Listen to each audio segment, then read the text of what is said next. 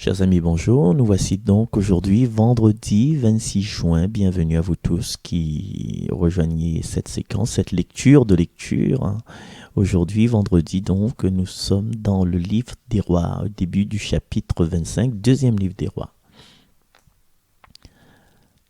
La 9e année du règne de Sédécias, le 10e jour du 10e mois, Nabuchodonosor, roi de Babylone, vint attaquer Jérusalem avec toute son armée.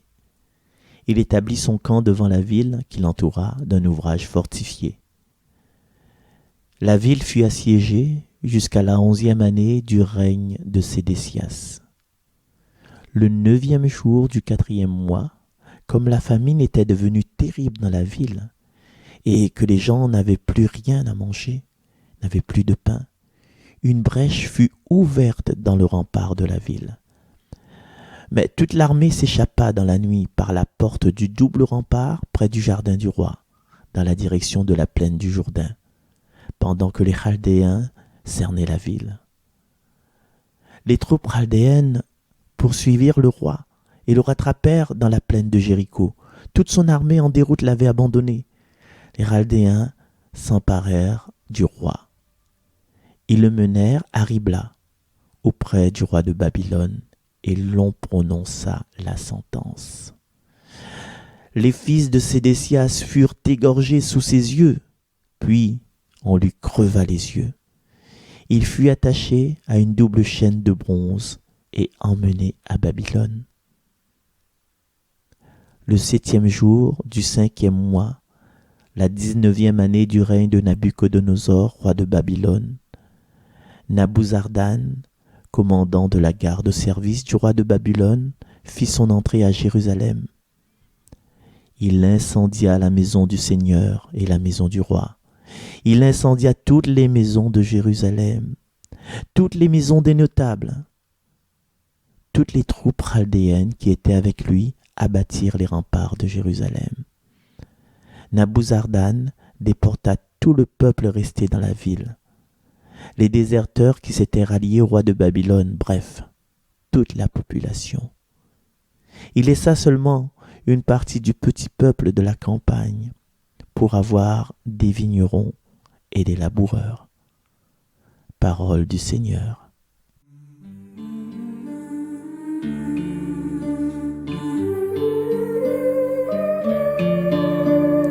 Viens, esprit de sainteté, viens, esprit de lumière, viens, esprit de feu, viens nous embraser.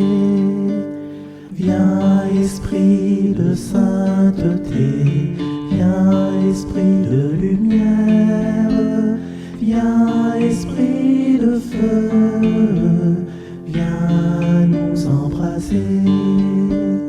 Viens, esprit du Père, sois la lumière, fais jaillir des cieux ta splendeur de gloire. Viens, esprit de sainteté, viens, esprit de lumière, viens, esprit de feu, viens nous embrasser. Esprit d'allégresse, joie de l'Église, fais jaillir du cœur le chant de l'agneau. Viens, esprit